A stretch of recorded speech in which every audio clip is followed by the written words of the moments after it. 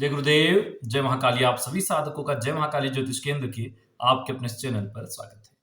बहुत से लोग अनेक प्रकार की साधनाएँ करते हैं, चाहे भूत, भविष्य, वर्तमान जानना हो या किसी के मन की बात को समझना हो, पढ़ना हो और बहुत सारी अलग-अलग साधनाएँ करते हैं। लेकिन इन सब साधनाओं में एक ही ऐसी साधना है जिसका कोई दुष्परिणाम नहीं है, लेकिन उस साधना को करने से आपके पितृ न सिर्फ़ आपकी आर्थिक स्थिति को ठीक करते हैं, आपके सवालों के जवाब देते हैं, आपसे कोई गलतियाँ हुई हो तो उनको सुधार करने में भी मदद करते हैं। लोगों की मन की बात को पढ़ने वाली सिद्धि भी पितृ साधना से प्राप्त हो जाती है।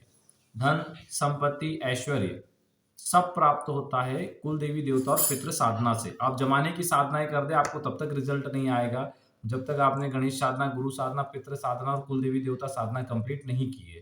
तो आप समझ सकते हैं कि जब 4 मुख्य साधनाओं में पितृ साधना का इतना प्रभाव है कि वो आपको इतनी सारी चीज़ें दे सकती है और अकेली पितृ साधना एक अकेले पितृ आपके इतने प्रभावी होते हैं कि अगर वो रुष्ट हो जाए, कोई देवी देवता आपकी मदद नहीं करेगा, कोई भी नहीं। वो आपकी मदद करने ही नहीं देंगे। तो आप समझिए कि पितृ कितने शक्तिशाली होते हैं। और जिन लोगों को गंभीर पितृ दोष होते हैं, अक्सर देखने में आया है कि वो तंत्र से प्रभावित होते हैं। उनके घर में जब पितृ दोष वाले लोग नया मकान बनाते हैं, तो हमेशा उनके घर में कोई न कोई वास्तु दोष की गलती होती है और बड़ी गलती होती है और ज़्यादातर गलती जो देखी जाती है, वो है दक्षिण और पश्चिम के कोने में गड्ढा कर लेते हैं वो लोग, जो कि कर्ज का और बीमारियों का कारण बन जाता है। ऐसी बहुत सारी चीज़ें हैं, जो पितृ दोष वालों के साथ घटित होती है। तो अब आप लोग समझ लीजिए कि पितृ कितने प्रभावी हैं। जिसके पितृ सही हैं, जिसने पितरों के निमित्त समय-समय पर अनुष्ठान आदि करते रहते हैं, दान आदि करते रहते हैं, दीपदान आदि करते रहते हैं, वो लोग हमेशा तरक्की करते हैं। पितरों का बहुत इम्पोर्टेंट रोल है आपके जीवन में, समृद्धि में, सुख में, शांति में और सुखी परिवार में। तो इसलिए पितरों के निमित्त हमें क्या करना चाहिए, जिस समय पितरों की कृपा, पितरों की सिद्धि प्राप्त हो और पितरों के माध्यम से ही अनेक सिद्धियों को हम प्राप्त कर पाएँ। चाहे वो शत्रु विजय का काम हो, धन प्राप्ति का हो, कर्ज मुक्ति का हो या किसी भी प्रकार से हो। आज जो साधना देंगे, इस साधना के माध्यम से आप अपने पितरों से संपर्क स्थापित करेंगे। अगर आपको पितृदोष है तब भी आपको ये करना चाहिए, नहीं है तो भी कर सकते हैं। इससे आप अपने पितरों से पूछ सकते हैं कि क्या आपको कोई समस्या तो नहीं है या हम आपके लिए और क्या करें? आप पितरों के निमित्त वो कार्य कर सकते हैं और पितृ स्वयं इसका जवाब देते हैं। इसकी 2 चीज़ें हैं, या तो वो प्रत्यक्ष होके जवाब देंगे या स्वप्न के माध्यम से जवाब देंगे या किसी व्यक्ति विशेष को आपके पास भेज के उन सवालों का जवाब देंगे। 3 प्रकार से होती है। अब वो आपकी ग्रहों की स्थिति पे निर्भर करता है कि पितृ आप पे कैसी कृपा करेंगे, आपके पितरों के प्रति भाव पे निर्भर करता है कि पितरों की आप पे कैसी कृपा होगी। लेकिन ये करना ही चाहिए, जिससे कि जीवन में आपके कुछ विशेष हो, विशेष उपलब्धियाँ हों। तो कैसे करनी है इस साधना को, इस प्रयोग को अच्छे से समझिए। इसके लिए आप सफ़ेद हकीक माला का प्रयोग कर सकते हैं या मूंगा माला का भी इसमें प्रयोग किया जा सकता है। 2 मालाओं का इसमें प्रयोग है। इसमें पितृ आवाहन जो यंत्र होता है उसकी आवश्यकता पड़ती है और ये साधना हनुमान जी के मंदिर में की जाती है। हनुमान जी के मंदिर में ही इस साधना को करना है। शनिवार या मंगलवार से इस साधना को आपको शुरू करना है। आप स्नान आदि से निवृत्त हों, प्रातः या रात्रि में हनुमान जी के मंदिर में जाकर अपना आसन बिछा लें और पवित्रीकरण आचमन करके बैठ जाएँ। हनुमान जी के सामने तिल के तेल का या घी का दीपक प्रज्वलित कर दें। हाथ में जल लेके प्रार्थना करें कि हे प्रभु, हम पितृ आवाहन सिद्धि करना चाहते हैं, पितरों से संपर्क स्थापित करना चाहते हैं। अगर किसी विशेष आत्मा से संपर्क स्थापित करना चाहते हैं तो उसका नाम ले सकते हैं, अन्यथा सभी पितरों का कर सकते हैं। इस प्रकार जल छोड़ दे, पितृ हम पर प्रसन्न हों और हम पितरों की मुक्ति के लिए प्रयास कर सकें। हमसे क्या गलतियाँ हुई हैं उनको जान सकें। इस निमित्त हम पितरों का आवाहन करना चाहते हैं, बोलना ज़रूरी है और फिर जल छोड़ दें। सामने एक छोटा-सा बाजूट रख लें, उसके ऊपर सफ़ेद कपड़ा और उसके ऊपर पितृ आवाहन यंत्र स्थापित कर दें। यंत्र को स्नान करवा लें और सफ़ेद चंदन उस पे लगा दें। बस इतना ही करना है। धूप-दीप लगा दें, दिया तो आपका चल ही रहा है। हनुमान जी का चूँकि रात्रि में आप बैठे हैं तो पूजन कर नहीं सकते, दिन में बैठ रहे हैं तो पूजन करें, रात्रि में बैठ रहे हैं तो मानसिक पूजन कर दें और दीपदान अर्पित कर दें कि दीपदान प्रभु स्वीकार करें और उनको दीपदान अर्पित कर दें। ठीक है? ये करके आपको साधना स्टार्ट करनी है। अब साधना जब आप स्टार्ट करेंगे उसी दिन से आपको घर पे क्या क्रिया करनी है उसको समझो।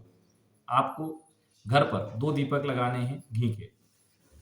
हमेशा दीपक धो के लगाना, कभी जूठे दीपक नहीं लगाना। जूठे दीपक से मतलब है कि आज आपने बत्ती लगाई और कल उसी में वापस बत्ती लगा दी, उसको धोया ही नहीं दीपक को, तो जूठा दीपक हो गया, उसको धो के लगाएं। और हल्दी सिंदूर से दोनों की पूजा करें। पहले को हाथ लगा के बोलें कुल देवी देवता दीपदान स्वीकार करें, दूसरे को हाथ लगा के बोलें पितृ देवी देवता दीपदान स्वीकार करें। ठीक है, इस प्रकार बोलना है। साथ में पितृ स्तोत्र का एक पाठ करना है। पितृ स्तोत्र इंटरनेट पे उपलब्ध है, डाउनलोड कर लें। एक माला पितृ गायत्री मंत्र की तुलसी माला से जप करना है और रविवार को छोड़कर प्रतिदिन पीपल को जल चढ़ाना है ओम पितृ देवाय नमः बोल के, और प्रार्थना करने की, हे पीपल देव, हमारे पितृ हम पर परम प्रसन्न हो जाएं और आप उनके लिए मुक्ति और उत्तम गति प्रदान करें। ये हमारी आपसे प्रार्थना है, इसे स्वीकार करें, ऐसा बोल के आप जल पीपल को चढ़ाएं। ये आपको डेली क्रिया घर पे करनी है। पर जल चढ़ाने वाला रविवार को नहीं करना है। ठीक, इसके बाद जब आप रात्रिकालीन पूजा कर रहे हैं तो पूजा में या आपकी जब जो विधि बताइए वो कंप्लीट हो जाए तब आपको मंत्र जप करना है। मंत्र जब आपका 41 दिन रहेगा, शनिवार या मंगलवार से स्टार्ट करके। ठीक है, दिन टाइमिंग आप अपने हिसाब से फिक्स कर ले, सुबह या रात में। 42वें दिन आप 21 गुलाब के फूल लेके जाएं हनुमान जी के सामने, उसी यंत्र के पास रख दे, 108 बार मंत्र पढ़ के, और 42वें दिन, 41 दिन की साधना तो कंप्लीट हो जाएगी, 42वें दिन मंत्र पढ़ के और उन पर 108 बार पढ़ के 11 गुलाब के फूलों पे फूंक मारते हैं और हनुमान जी से प्रार्थना करें कि जल्द से जल्द हमारे मित्र हमसे संपर्क करें, और उन हनुमान जी के मंदिर बाहर आकर उन सभी फूलों को अलग अलग दिशाओं में फेंक दें। एक ऊपर भी फेंक दें, एक नीचे, और बाकी सब अलग अलग दिशाओं में फेंक दें। ठीक है, बहुत से लोग बोलेंगे 8 ही दिशाएं हैं, तो कोई बात नहीं, आप फिर भी फेंक दें, पूरे 21 जो गुलाब है वो फेंकना है। ठीक है, तो इस प्रकार आपको करना है। कुछ देर वहीं बैठना है, मंदिर में ध्यान करना है। या तो आपको वहीं दर्शन होंगे या आवाज आएगी, नहीं आती तो आप घर आ जाएं और वेट करें। रात्रि में या तो स्वप्न के माध्यम से संपर्क करेंगे या कोई व्यक्ति विशेष के माध्यम से अचानक वो व्यक्ति आएगा, आपकी समस्याएं बताएगा और उसके हल भी आपको बताएगा। ठीक है, लेकिन अगर आप समय समय पे, अमावस्या पे आप इस मंत्र की 11 माला जब यदि करना शुरू कर देंगे तो पितृ जरूर आपसे संपर्क करेंगे। ऐसा हो ही नहीं सकता कि इस प्रयोग को करने से पितृ आपसे संपर्क ना करे। वैसे तो 41 दिन के अनुष्ठान में हो ही जाता है, पर ना हो तो आप इसको अमावस्या अमावस्या कंटिन्यू रखें। जरूर आपको आवाज आएगी पितरों की, या फिर पितरों के दर्शन होंगे, चाहे वो प्रत्यक्ष रूप से और स्वप्न के माध्यम से। वो आके आपको दर्शन देकर क्या समस्या है वो बताएंगे। नहीं, वो प्रसन्न है तो आशीर्वाद दे के जाएंगे। तो अगर वो प्रसन्न है और आशीर्वाद दे के जा रहे हैं तो फिर आपको ये मंत्र पढ़ने की जरूरत नहीं है। जो दीपदान, जल चढ़ाने की, पितृ स्तोत्र, पितृ गायत्री मंत्र बताए वो करते रहें, उनसे पितृ खुश होते रहेंगे। उनके निमित्त समय समय पे गौ माता के लिए चारा दान करें, भूखों के लिए भोजन दान करें, अमावस्या पूर्णिमा ब्राह्मण भोजन करवा दें उनके नाम से संकल्प लेके, तो वहां उनकी तृप्ति होती रहती है और उनका आशीर्वाद आपको मिलता रहता है। जिनको पितरों और कुलदेवी देवता का आशीर्वाद है उनको किसी चीज की कमी हो ही नहीं सकती। जीवन में आजकल जितने भी लोग परेशान हो रहे, ज्यादातर लोगों को हमारे महानगरों से फोन आते हैं, उनको अपनी गोत्र नहीं पता है, कुलदेवी देवता नहीं पता है, ना कभी उन्होंने पितरों का पूजन किया। ऐसे दरिद्र जिंदगी जी रहे हैं, दिन भर गधों के जैसे काम करते हैं, 12-12 घंटे, पैसे बचते नहीं है, फिर भी कर्जे हो रखे हैं लोगों पे। क्यों हो रहा है? क्योंकि ना तो उन्होंने कभी कुलदेवी देवता पूजन किया, ना पितृ पूजन किया, तो इसी वजह से वो लोग परेशान है। चलिए मंत्र को नोट कर लीजिए।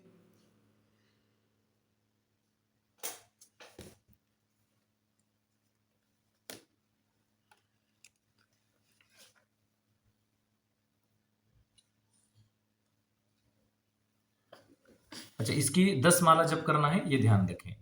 इसमें सफेद हकीक माला या मूंगा माला का प्रयोग होगा और पितृ आवाहन यंत्र का प्रयोग होगा। पितृ आवाहन यंत्र आपकी साधना कंप्लीट होने के बाद आप घर ले जा सकते हैं। अगर पितृ आपको स्वप्न में आशीर्वाद दे देते हैं तो आपको बता देते हैं कि वो प्रसन्न है, तो फिर आपको पितृ आह्वान मंत्र और वो माला से मंत्र जप करने की जरूरत नहीं, दोनों को आप विसर्जित कर देंगे। और अगर पितरों को आपके साथ रहना है या उनको उनकी सिद्धि प्रदान करना है, किसी के मन की बात या किसी के बारे में बताने की वो इच्छुक हैं, आपके साथ रहकर जन कल्याण करने की इच्छुक हैं, तो और वो कहते हैं कि यंत्र और माला को रहने दो, तो फिर आपको विसर्जित करने की आवश्यकता नहीं है। उसी के माध्यम से आप उनका आवाहन हमेशा करेंगे। ठीक है, तो इस प्रकार इस साधना को कंप्लीट करके जबरदस्त लाभ आप ले सकते हैं। चलिए आज के लिए इतना ही। जो लोग अपना कुंडली विश्लेषण या ऑरा स्कैनिंग करवाना चाहते हैं उनके लिए नीचे नंबर दिया है, उस पर संपर्क कर लें। क्या होता है, देखो लोगों की कुंडली में बहुत गंभीर दोष होते हैं, जीवन भर संघर्ष करते रहते हैं, या फिर कभी कभी वो लोग बहुत तरक्की कर लेते हैं और फिर बिल्कुल नीचे गिर जाते हैं। उन्हें समझ में नहीं आता कि उनके साथ ये क्यों हुआ। तो वो सारी चीज़ें उनकी कुंडली में निहित होती कि क्यों हुआ और इससे बाहर कैसे निकले। अगर व्यक्ति की कुंडली का छठा भाव पीड़ित है, तो वो कर्ज में जाएगा, उसके दुश्मन बनेंगे, बीमारी बढ़ेगी। अगर उसका नवम भाव कुंडली का कमज़ोर है, तो भाग्योदय नहीं होगा, उसका भाग्य खराब होगा। अगर 11वाँ भाव कमज़ोर है, तो उसकी आय ब्रेक हो जाएगी। अगर उसका 11वाँ भाव मजबूत है, तो वो बहुत पैसे कमाएगा। अगर 9वाँ भाव मजबूत है, तो उसका भाग्योदय होगा।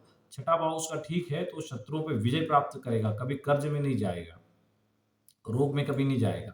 तो इसलिए कुंडली का जब विश्लेषण होता है, तो हमें पता होता है कि हमारे पास समस्या क्या है और उसका कैसे निवारण करें। तो इसलिए हर व्यक्ति को अपनी कुंडली का विश्लेषण करवाना चाहिए।